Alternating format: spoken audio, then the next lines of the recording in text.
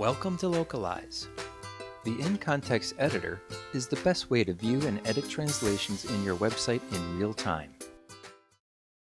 To get to the in-context editor, click on the in-context editor item in the Phrases menu. Your website should be automatically loaded into the editor. Or you can enter the project URL in the editor's address bar. Once your website is loaded in the editor, you can single-click on a phrase to open up the translation modal on the left bar. Select the language that you are translating, then click Add Translation to add a translation to the phrase. Then click Publish when you're ready to translate the next phrase.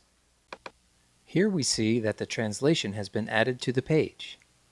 To edit an existing translation, single-click on another phrase from the editor and then click the Edit button for that translation and make your changes.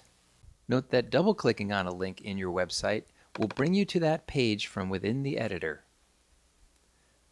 By providing translators with a visual context as to how your phrases actually appear on your website, you will find that the in-context editor is an easy tool to shorten the time it takes to translate your content and reduce the overall cost of translation.